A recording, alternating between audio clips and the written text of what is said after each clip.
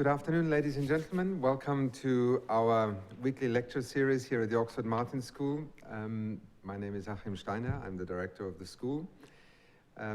It's my great pleasure to welcome Dr. Joss Wright today, who will speak to us about something that probably everybody in this room here in one form or another has already encountered, the notion of privacy in our modern digital world and where developments are leading us. Dr. Joss Wright is a research fellow at the Oxford Internet Institute, also a co-director on the Oxford Martin program on the illegal wildlife trade, a faculty fellow also, Joss, at the Alan Turing Institute for Data Science, and a co-director of the Oxford Cybersecurity Doctoral Training Center. So somebody who obviously has his fingers in many parts of the not only Oxford University pie, but on a topic that he will speak today about knowing what not to know, sharing and hiding information in digital societies. I would just like to say that please be aware that the lecture is being filmed and live webcast. The hashtag for the lecture is OMS Frontiers, and that this is the 5th event in our lecture series this term on new frontiers, pushing the boundaries of science and technology. Joss, the floor is yours. Thank you.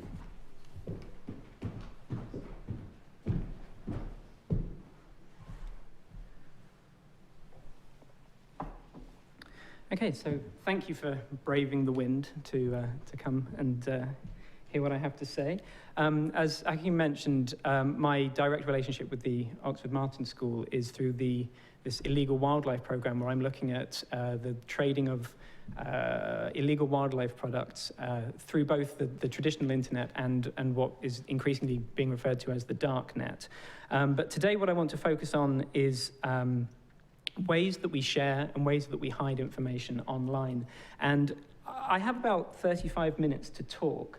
And so I decided to start about 40,000 years ago and give you a brief run through of the past 40,000 years of history, and we'll see if we can get through that. But what I want to talk about fundamentally is information and representation of information and what it means for us and what it means for us psychologically as a society and as a culture.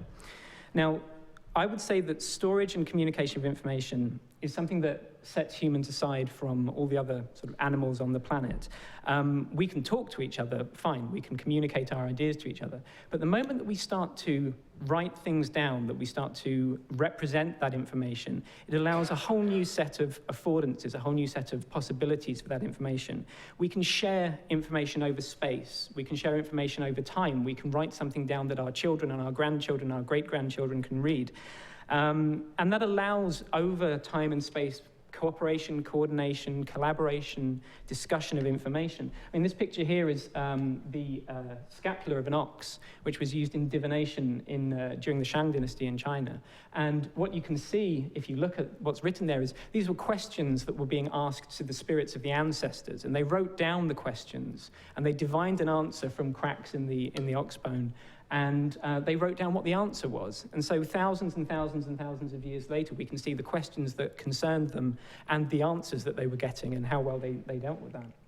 But to jump even further back, the first time that we know of that humans represented themselves, represented information in a way that we can still see, is in the Castillo Caves in Spain, where you can see imprints of human hands, where people would chew up charcoal or other kinds of dyes and put their hand on the wall and spit it out and leave the imprint there. But what I want to focus on here is the very human aspect of this, the fact that these aren't markings on a cave wall, these are people that were creating art. And the earliest section that's been measured there is 40,800 years ago, and we can still see the hand, we can still see the interaction with their environment. But beyond just a hand, just beyond a stencil on a wall, the earliest representation we have of the external world, the external sort of feelings and thoughts of the people around, was from 35,400 years ago, where there's a representation of an animal on rock in Indonesia. And you can see sort of this rough outline here of a type of pig that's still found in Indonesia called a babirusa that has been represented and stored, and we can see that this meant something, this was important to people in that society. Interestingly enough, to tie this to the illegal wildlife trade, this is an animal that is now critically endangered and cannot be traded, its animal parts at all. So, to jump forward, we've seen representations of animals and the surrounding environment. But when we move on to written communication, we can have a lot more detail, a lot more understanding, a lot more communication in what's said. By writing something down, you allow that thought to be transmitted over time and space. If we think of this from a more security perspective, if we start thinking about malicious adversaries in this environment, the messages that are sent and the messengers who are carrying the messages can be intercepted. If you write down a thought intended for somebody else, then somebody else can suddenly get access to that information. They can see what you were thinking when you may not want them to.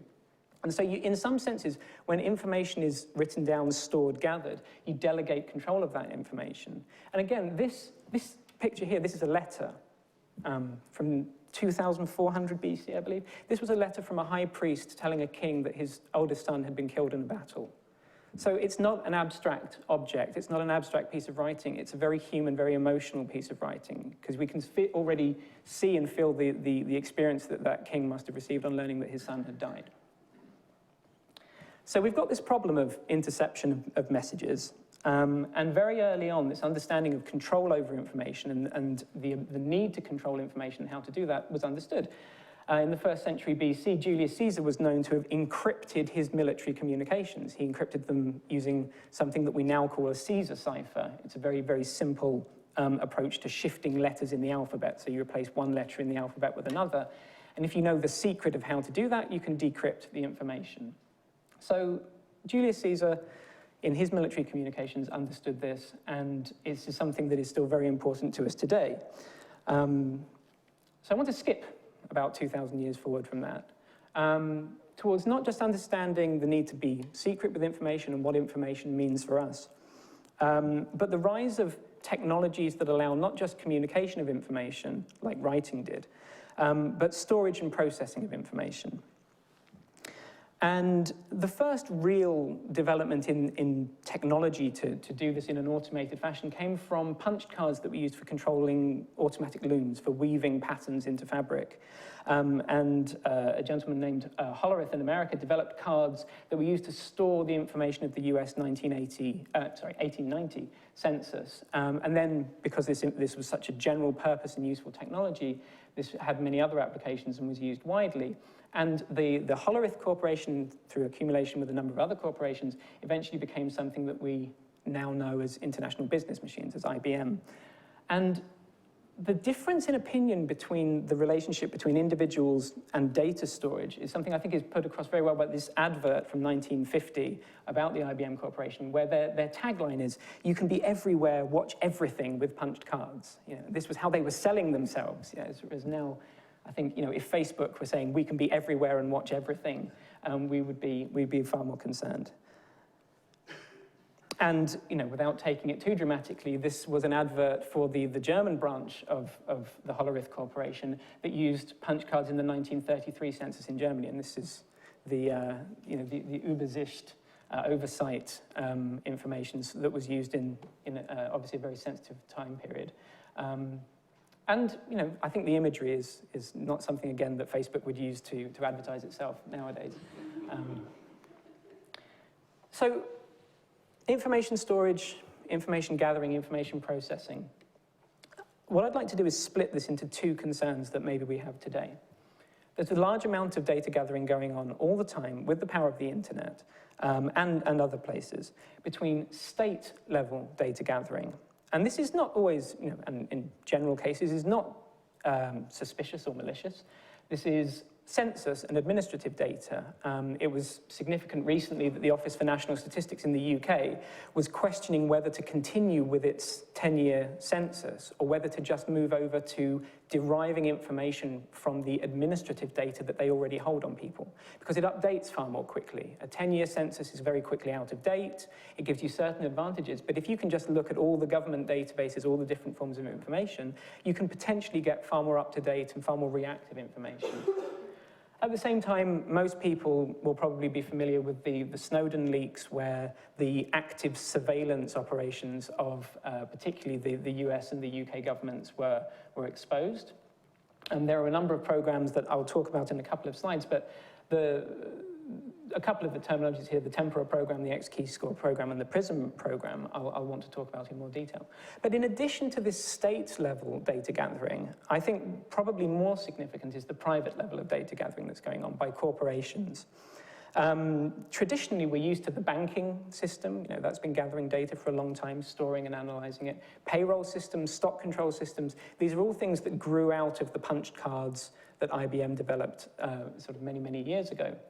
As we increasingly move to the internet ecosystem, Google, Facebook, and similar corporations are the holders and the gatherers and the people analyzing data.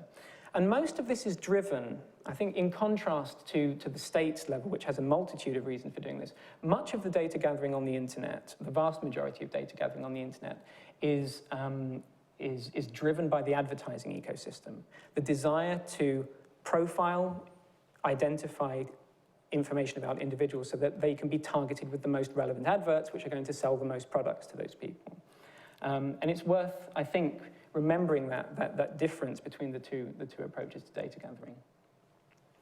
Now, you'll often see in modern sort of discourse around data that there is far more data now than there has ever been in the past. And you'll see curves that say, this is the amount of data there was in 1950, and this exponential curve going up towards petabytes and zettabytes of information in the future.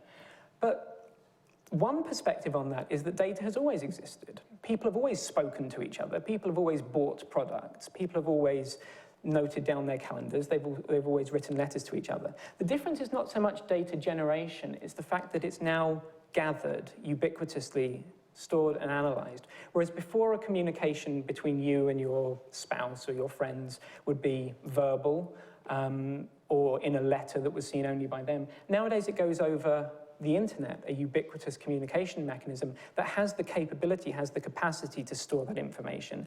And that stored information has value to corporations who want to use it to target adverts at you. And in some senses, it's not just the change in perception of the information that's stored, it's a change in perception about what should be stored. For security of our society, for targeting business decisions, we should be storing information in minute detail about everyone in society. And so when we see discussions about going dark, the fact that we can't understand what's going on in society and there are security risks and risks of terrorism, we need to remember that 20, 30, 50, 100 years ago, the vast amount of information was not stored, was not available to be analyzed, and we need to make an appropriate trade-off between what we can store and what we should store.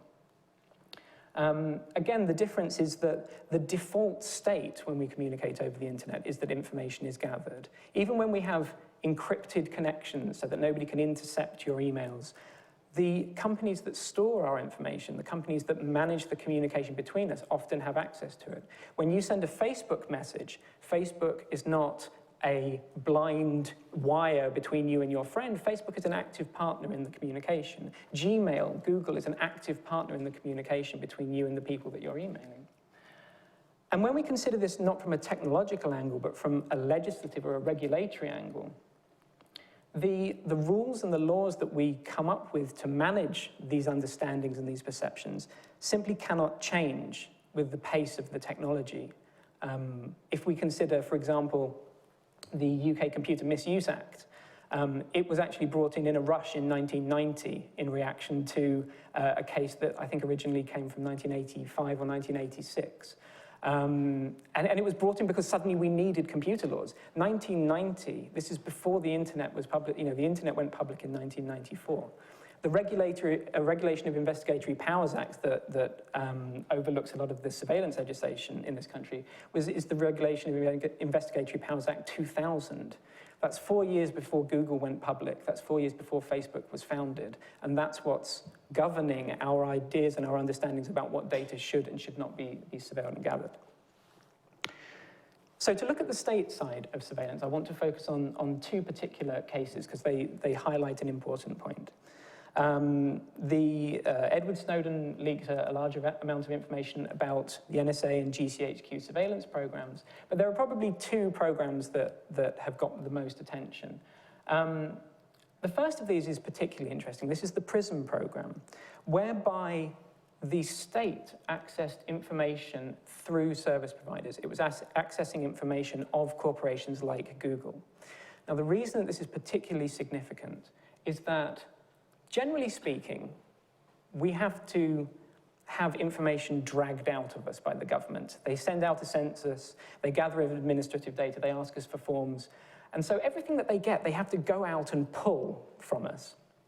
We throw information at Google, we throw information at Facebook. Every single day, we could not be throwing more information at these corporations.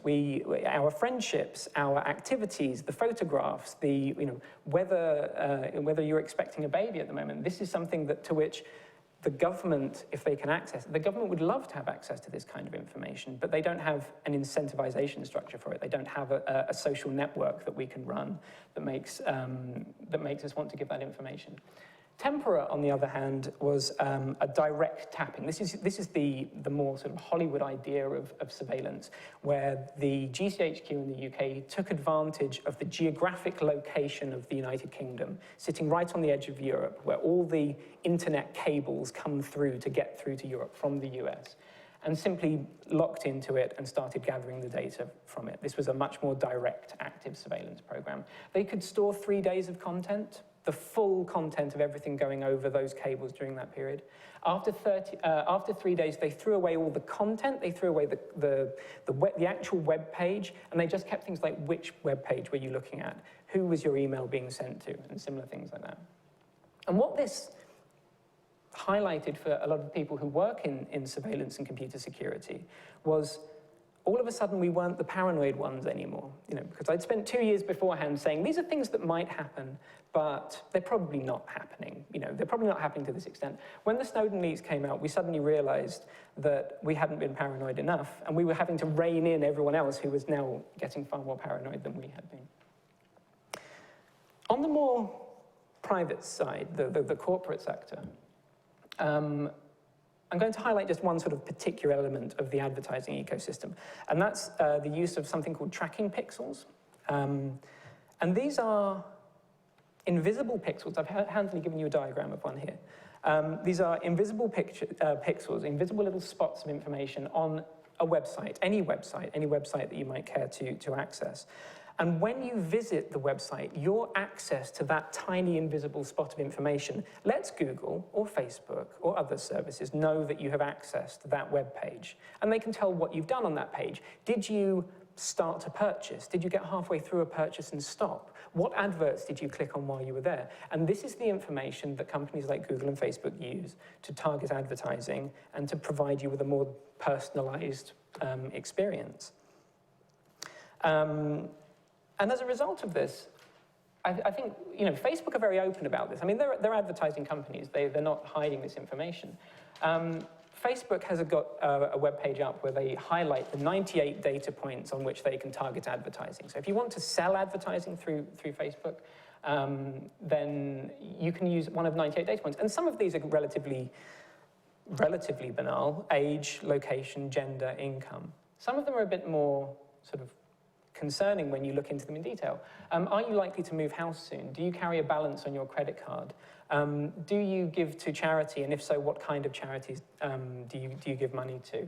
Also, do you invest? What kind of investments are you engaged in? These are the openly sort of stated points on which you can target advertising in order to better sell your products to the people who are visiting Facebook or one of the rest of the sites that take part in this advertising world. So that's state-level surveillance, corporate-level privacy and tracking of what we're doing on the internet.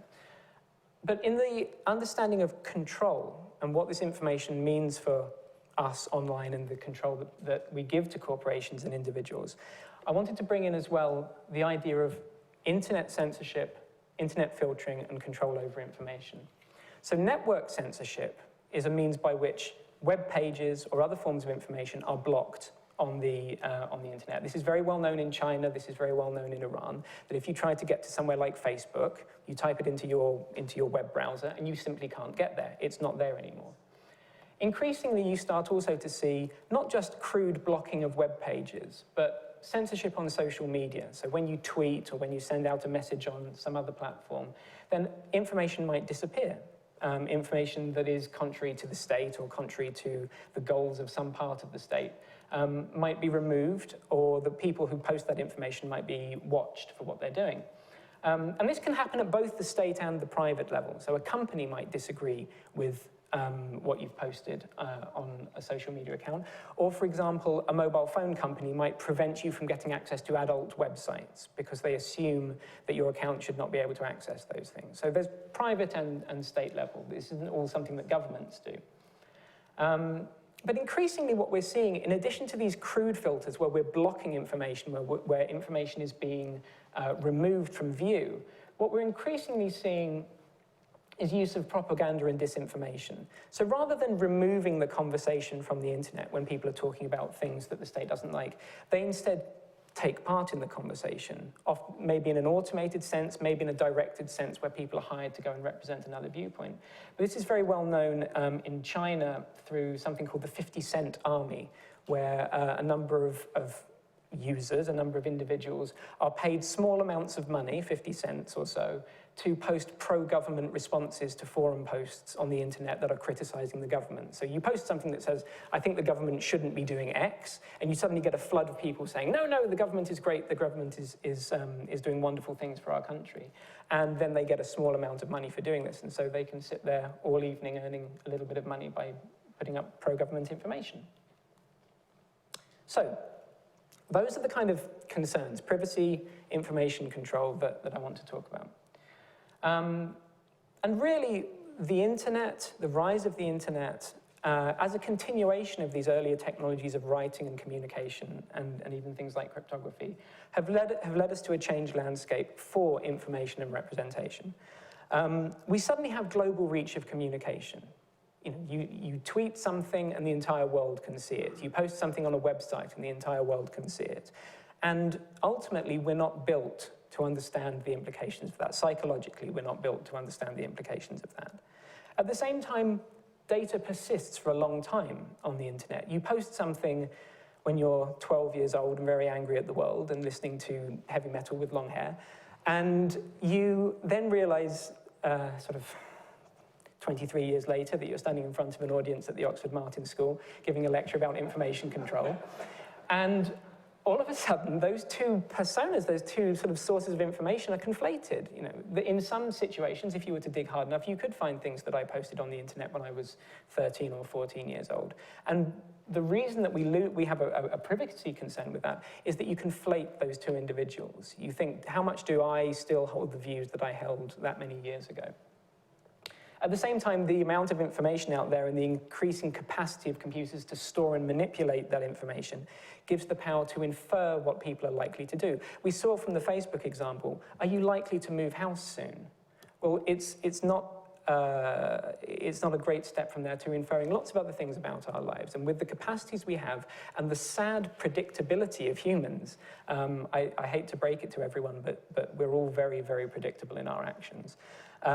It's actually relatively easy to see what people can do. And when you can do that, you can change their behavior. You can change the way that they do things. And that's exactly what targeted advertising is doing. It's changing your behavior to make you more likely to buy a particular product.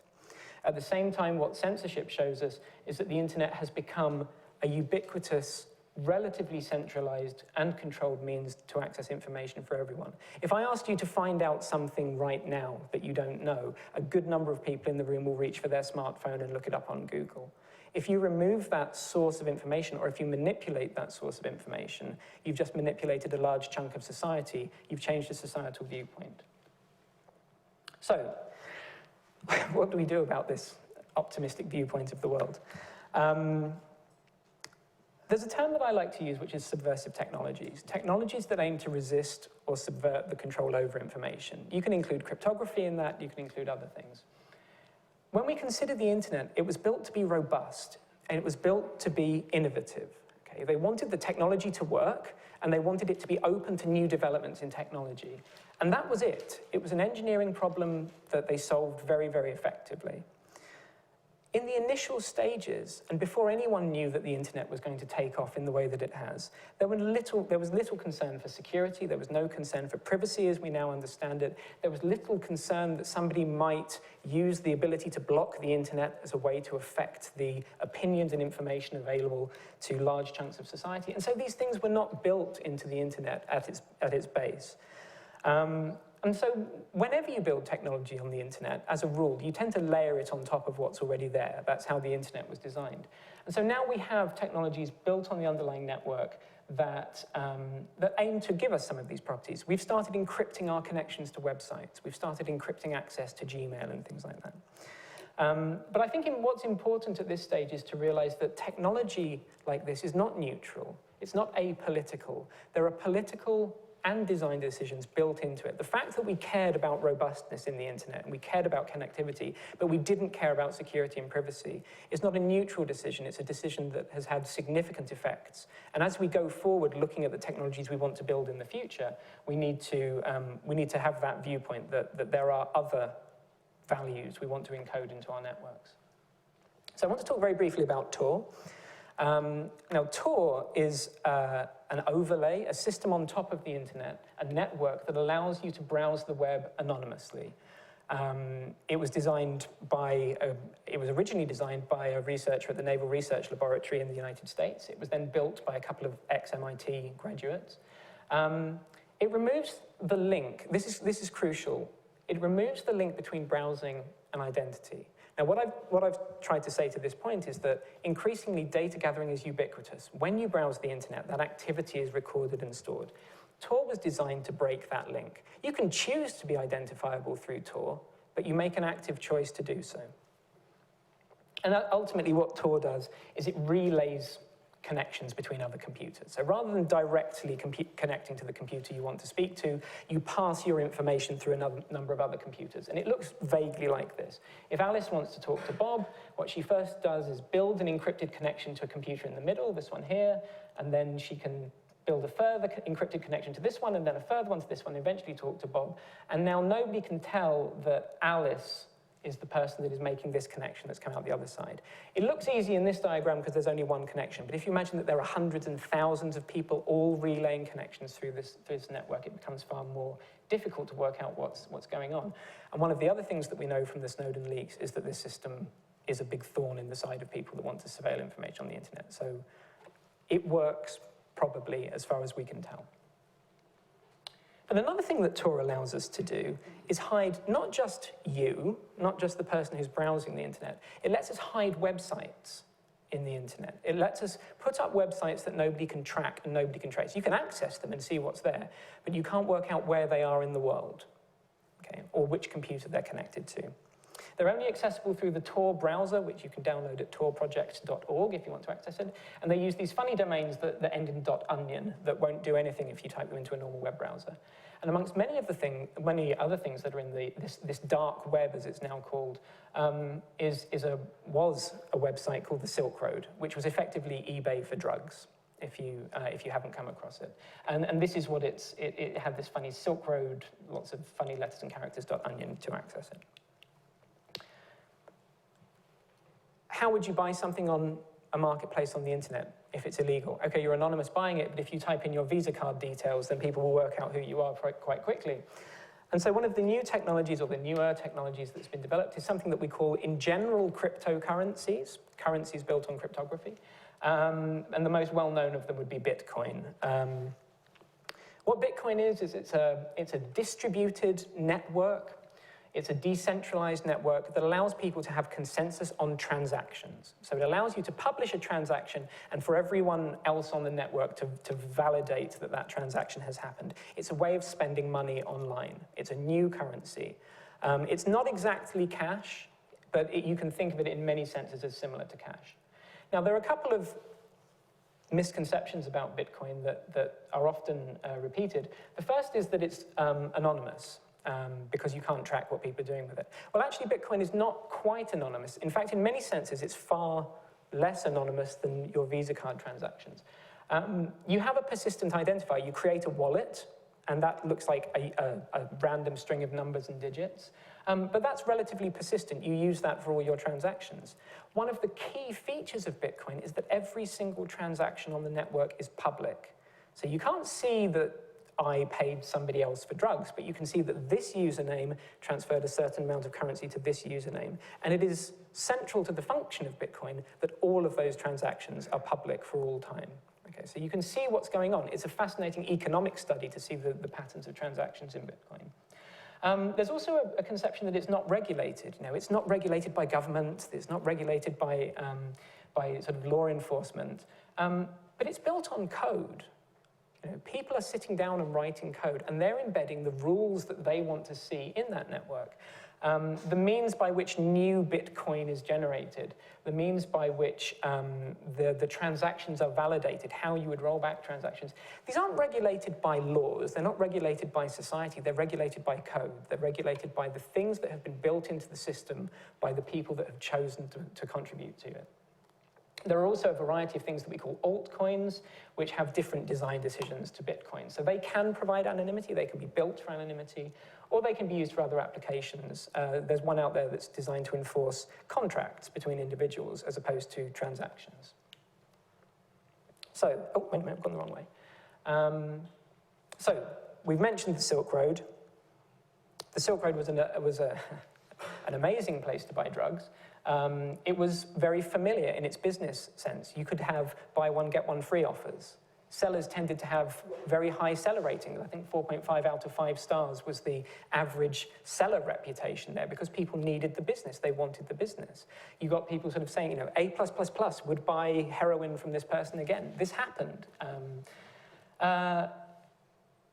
Other things that are sold, not necessarily on the Silk Road was shut down in 2013, but credit cards are very popular in these forums, other types of services. Tesco vouchers, interestingly enough. They're very easy to forge, they're very easy to get because they're poorly identified, and you can use them to buy hundreds of pounds worth of goods in Tesco with relatively low risk. So they were very popular. There was a very good sort of risk-reward trade-off there. In these underground marketplaces, services available via hacking and hacking tools support lines where you can call somebody up and say, I can't seem to break into the Pentagon, can you tell me which thing to click on? Hire of computers, we call them botnets, where you hire a large number of computers that have been taken over by a virus and use them to take a website offline by overloading it with connections. You can hire these, and again, it's a business proposition. You can hire tech support. You can hire the best way to achieve your goals. But I don't want to give you the impression that Tor and this dark web are only for criminal purposes, because they're certainly not, and they were certainly not designed to be that. Whistleblowing services, sort of places where you can drop documents anonymously when something's gone wrong. Support forums for a variety of different sort of concerns that may be socially unacceptable. People wouldn't be happy running on the normal web. And also legitimate businesses. Facebook have a dark net site. You can access Facebook by going to Facebook core www.i.onion in your Tor browser. Anyone can set up in this space. It's not just illegal and criminal. So I've mentioned the Silk Road. It was run in Tor as one of these hidden services. There were roughly 1,200 active vendors as of 2013 when it was shut down. And somebody who did a study in 2012 estimated that it had $15 million worth of turnover in the previous year, so it was doing fairly well. And when the founder of the Silk Road, Ross Ulbricht, was arrested, there were $13.2 million worth of Bitcoin, this cryptocurrency, on his computer. So this is being used, you know, this was actively being used. And sort of anecdotal reports are that people were quite happy because of the seller ratings, because of the feedback, you got higher purity of product. Because if somebody was selling impure or dangerous drugs there, then they would never sell again because people would leave them poor feedback, which is something that you wouldn't be able to have with your sort of street corner drug dealer. Okay, so sort of beginning to wrap up this idea of spaces of control for online information.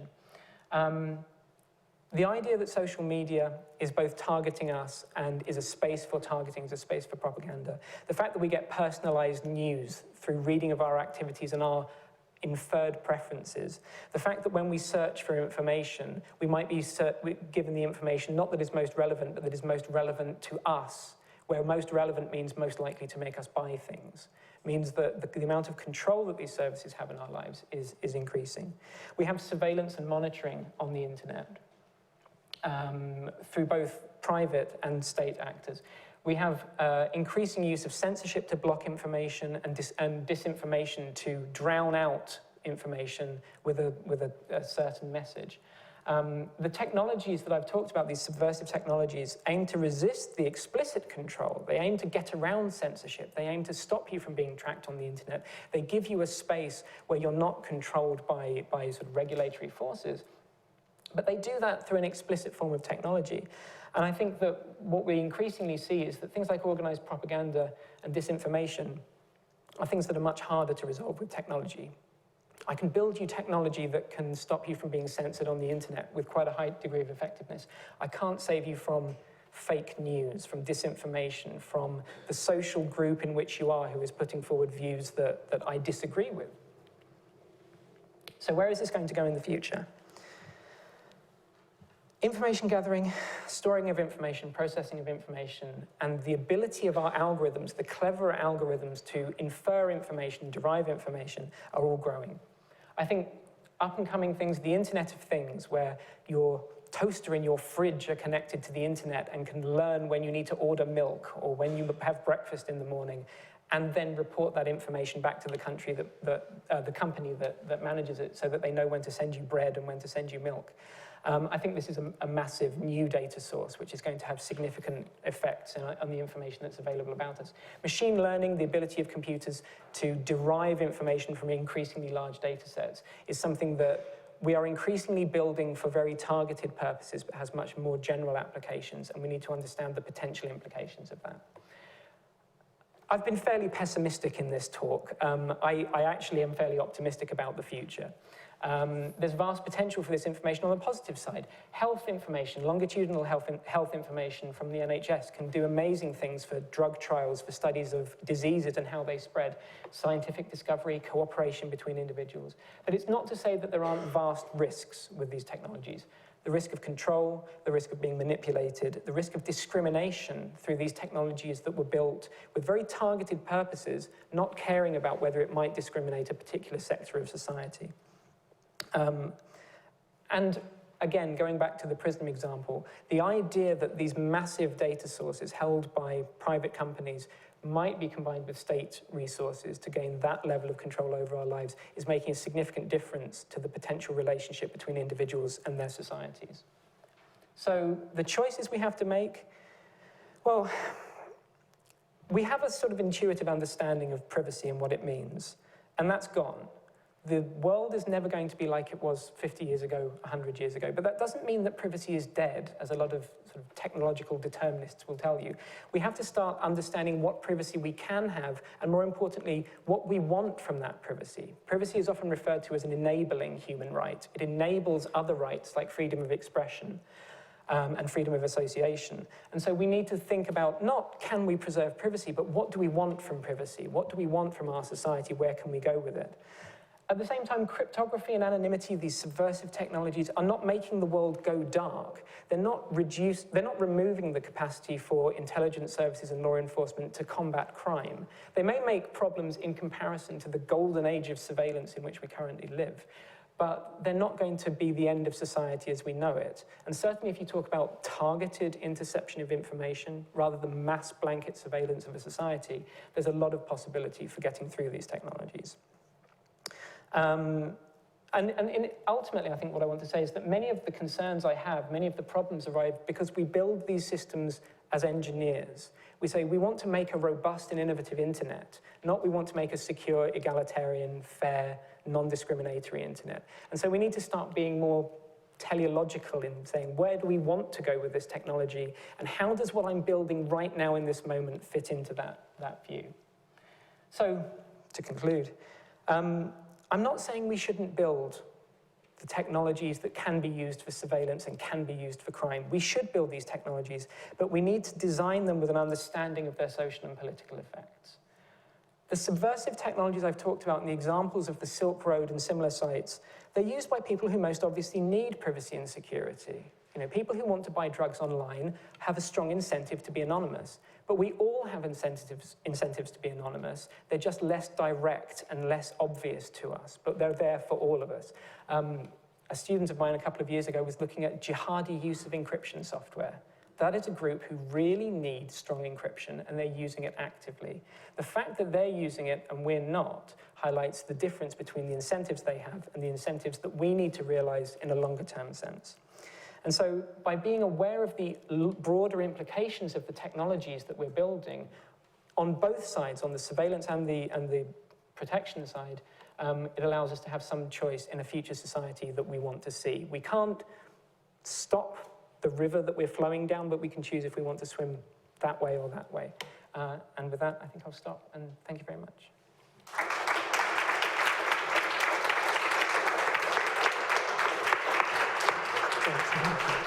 Yeah. I'll stand here. Are you mic'd up? I am. Yes, you are. Oh. Okay. Joss, thank you very much, taking us both into frontiers of the digital world that some of us sign into without even realizing how far we are signing off on things, but also some intriguing outlook on what you point to the role of the state versus the citizen, redefined in many ways by possibilities that are there now.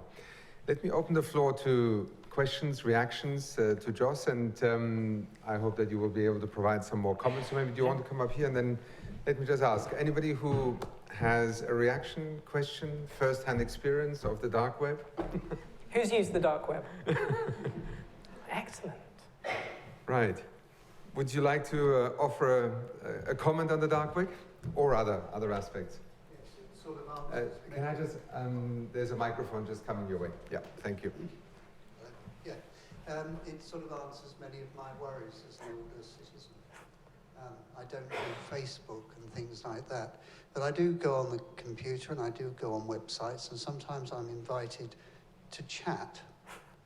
What sort of a threat is that in terms of what you're talking of? Should you leave it well alone?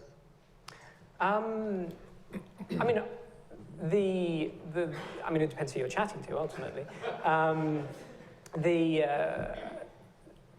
In many cases, if you're randomly invited to chat by someone, unfortunately, the reality of the modern internet is that it may well be a bot, an automated system, who is trying to sort of bring you into either a scam or potentially cause you to click on a link that might make your computer do something unfortunate. I think most people are probably familiar with what we call the 419 scams. I'm a Nigerian prince that has, I have a huge amount of gold in another country and I need you. This is a common scam on the internet. For normal chatting with people that you know, there's not a great deal of risk. Especially, increasingly, we're moving towards a world where encryption is becoming the default. So previously, emails, chat applications were going over the internet in what we call in the clear, whereby anyone who was watching the network could see what was being said. But now we're moving towards a world where encryption is the default between these communications. But generally speaking, if a random 19-year-old woman says, "I'm desperate to speak to you because I think we've got a lot in common," no comments in general, but take caution. Other questions? Let's take it here, and then I saw hands. Yeah, I'll come. Thank you. My question is relating to privacy. Even now, we can be recorded by someone almost anywhere surreptitiously. In a few years, even in most private spaces, because of contact lenses which can record video, etc. Do you have any thoughts on kind of how to approach or think about this? Do you regulate it away, or do you just accept that in fact someone could post anything of you and people get used to it? So I think this ties very much into the fact that privacy as we know it is shifting. It's not gone, it's not dead, but the increasing capabilities of technologies, I can give you examples of people who can identify where you are in a building by looking at the shifts in the Wi-Fi signal as you walk around and your body blocks the signal. So the Englishman's home is his castle is no longer sort of holding for that. I think on that front, regulation is a place that I believe in quite strongly, because I think pure technology is an arms race we don't want to get into. I don't want to have to put up tinfoil wallpaper in my house to avoid this kind of snooping. And I think ultimately it's a losing battle, especially when you've got the resources of a large corporation or a state against the individual. And also the burden on an individual of having this kind of privacy hygiene, I think is something that is too much to expect from individuals. So I think data protection, the European framework for data protection, for as long as we can be part of that, and the new general data protection regulation is something that I believe in very strongly. I think certainly we need to have a stronger understanding that a profit motive on the part of companies does not outweigh a personal privacy concern of an individual. We need to find a more explicit balance there. So of the many possible modalities of regulation, I think the sort of legislative side is something that we do need to be focusing on. Yeah. But we also need the technology, and we need the transparent technology, because cryptography is used when it's invisible to us. So like I say, when you connect to Gmail and it's encrypted, when you chat to your friends and it's encrypted, the only reason that that is seeing wide adoption is because there's no extra burden on you to do it. So we need that built into our technology as well. Thank you. Lynn. Thank you, Josh. It's very enlightening. And I have to go. You've opened up a whole new world. I have a lot of homework to do. So, thank you very much. Thank you, Lillian. I had seen another hand here. Yes, please. Sorry. Oh, sorry, and then we'll come to you. Yeah. Very, very interesting talk. I'd never heard of this Tor, but you said you could be anonymous on it, but a thought went through my mind, rather than be anonymous, can you actually be somebody else? Pretend to be somebody else? Yeah, on the dark web, no one knows you're a dog is the quote from the New Yorker cartoon. But yes, I mean, ultimately, as I said, I think the key insight, I think, so this was developed by a researcher called Paul Syverson at the Naval Research Laboratories. And this idea that it decouples what you're doing from who you are is key to understanding it, I think, in that one of the first cognitive hurdles that people have to get over is they say, well, I can log into Facebook through Tor. Am I anonymous when I log into Facebook? Well, of course you're not, because you've logged into Facebook. Facebook know exactly who you are.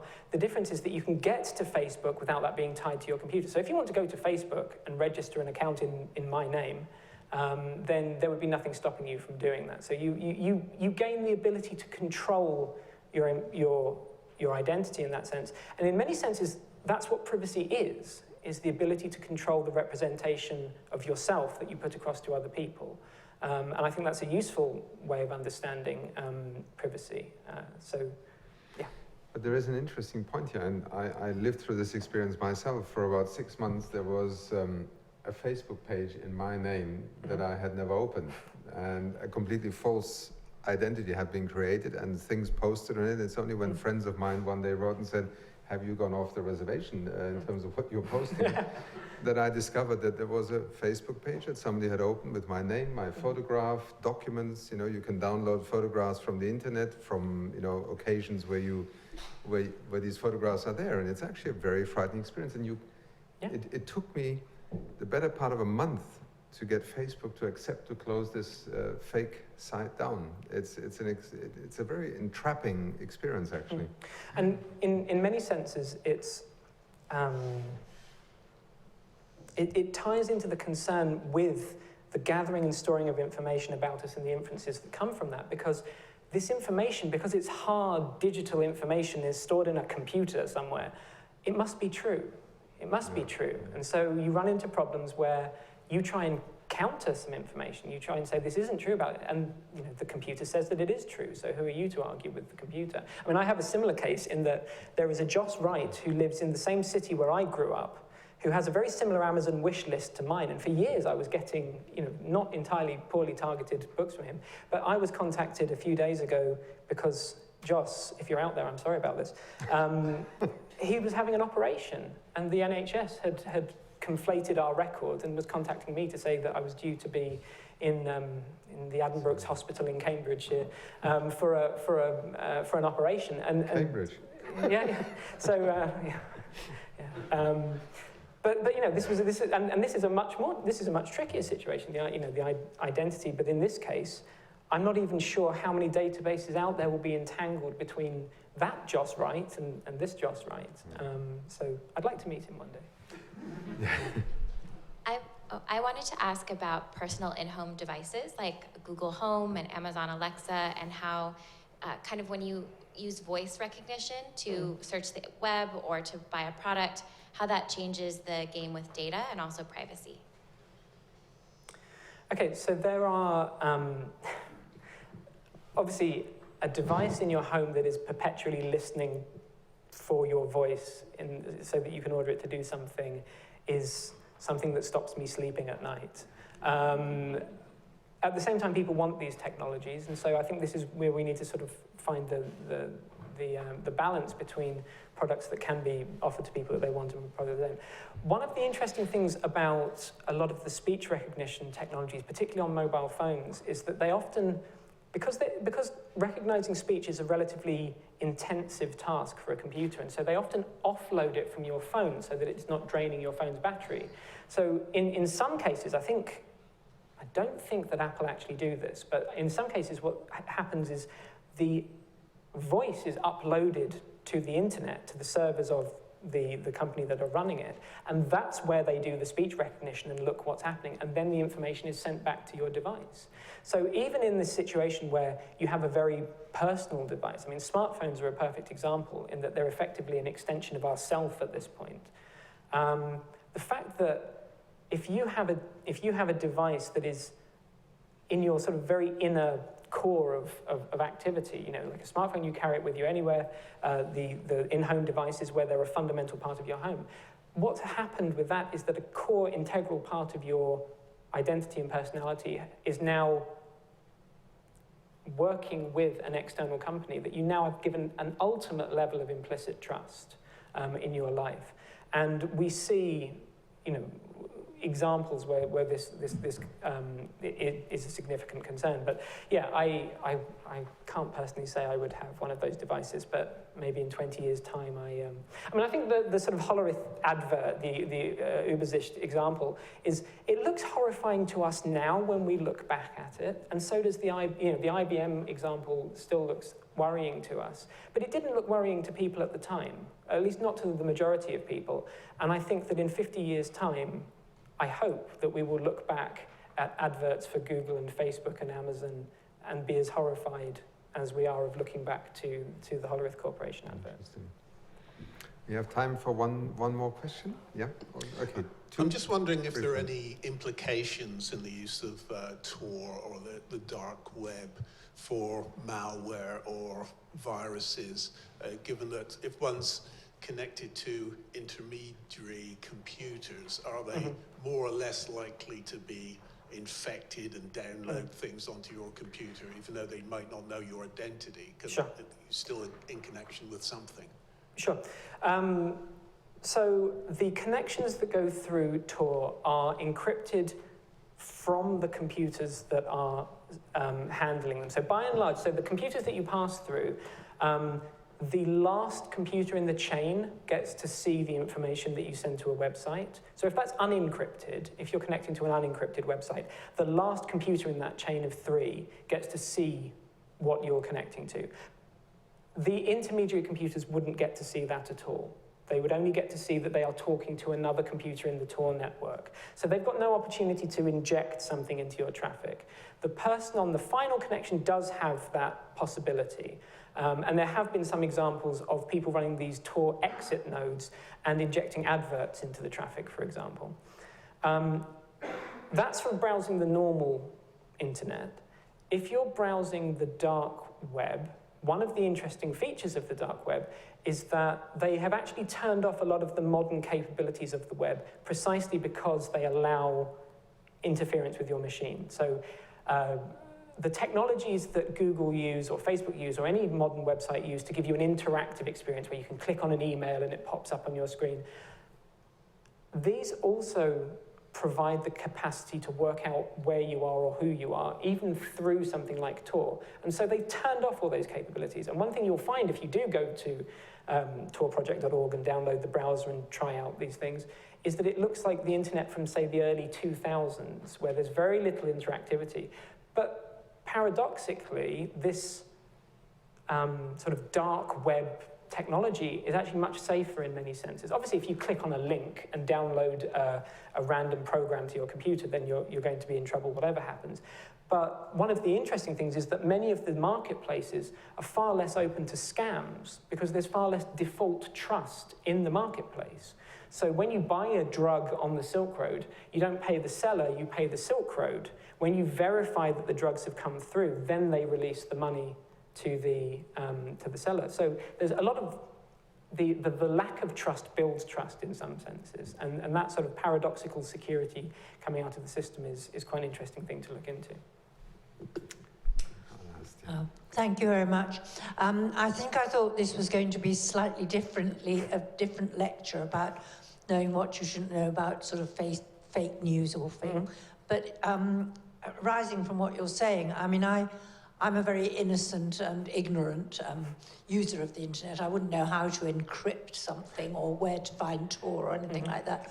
But it did occur to me when I was looking before I came here at some of these, news websites that are criticising the BBC and saying that they're not, telling the truth and they're fabricating all sorts of stories. That suddenly did occur to me, maybe somebody will think that I'm a constant follower of these websites, and that wouldn't be very good news for me. So, I mean, before one's always thought, like everybody says, if you've got nothing to hide, you've got nothing to fear. Well, I mean, one could be in danger if, suddenly they decided that, you shouldn't be.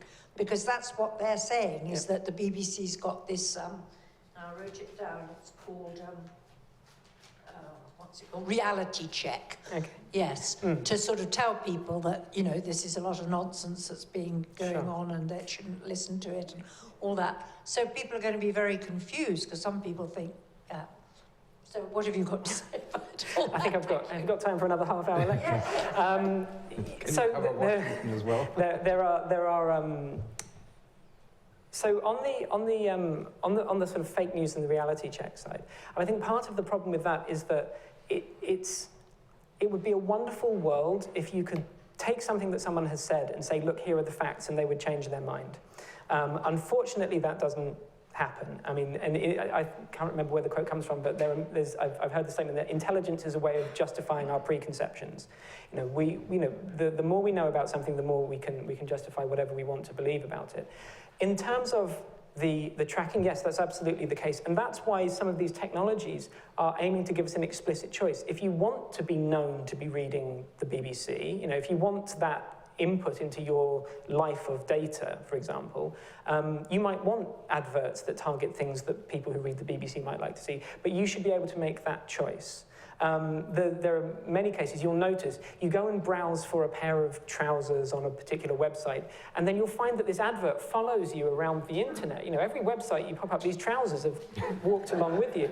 But when you accidentally click on something, when on YouTube you accidentally click, you're trying to say, I'm not interested in this, and you accidentally click on it, and you're getting, sort of recommended videos for some band that you're not interested in for the rest of your life, and that level of control over information is very difficult to keep track of. So I think this idea that we build in technologies that allow us explicitly to say, this is what I'm interested in, this is what I like, and then if you want to be presented that. The trouble is there's very little incentive on the side of the tech companies who are building this technology to do that, because they will lose out in market share to the more aggressive company that will gain every piece of information and target everything at you. So how we square that market incentive with the social features that we want to see in our society, the only answer I have is a combination of the technologies and the legislative side. So.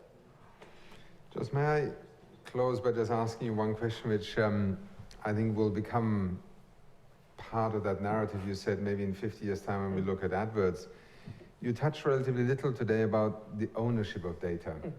And, the privacy thing is one dimension in terms of the current ability to, close off certain areas. But I don't know how many of you in this room who have, smartphones, cell phones, ever read the terms and conditions that you essentially agree to, and that you agree to every time you download an update on an iPhone and so on.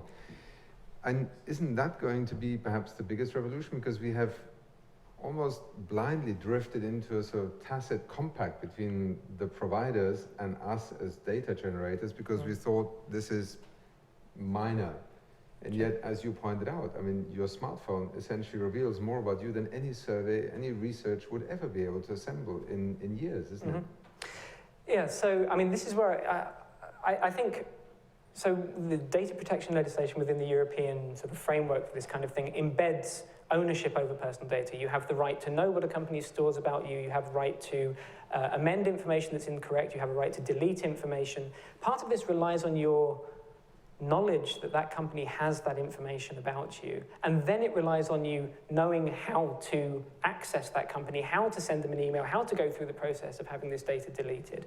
And that's why I like to see more force from sort of state level in enforcing these goals that we want to see for data. I do think, ultimately, I have the same belief about privacy that I have about cryptography in general, in that it's only going to be protected if it's not a burden on individuals to manage their privacy concerns. In that I have lived the life of someone who did not sign up to anything, who did not use any of the technologies out there, and it was a constant battle and replacing services. I still don't have a Gmail account, but finding a replacement for all the services, Google Calendar, for all the other things that people use. And then people are still sending me emails from Gmail that I have to reply to their Gmail account to access. So what control do I, who have no sort of, in that sense, no corporate relationship with Google, who fund me and part of my research, I should say.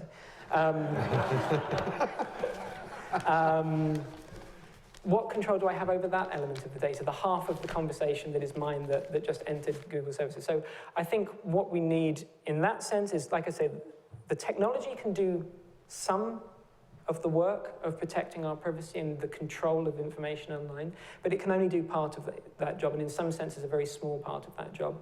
And I think that we need a much more enlightened discussion about the broader range of options for controlling that, and ultimately, again, tying it not into these to-the-minute concerns of what does this technology do now, but the broader concerns of what do we want from society, what are the goals and the rules and the norms that we want to see, and how can we achieve those through these small steps that we're building with the technology and the laws. Just two final practical words of advice. You refer to the European data protection. I mean, where would you turn to on the web if you wanted to know how you can protect yourself?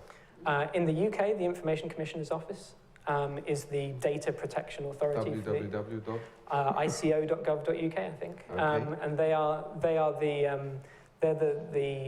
the body within the UK tasked with enforcing the Data Protection Act in the UK. Each country in the European Union has their own version of this. Yes, so that's where I would go in the UK.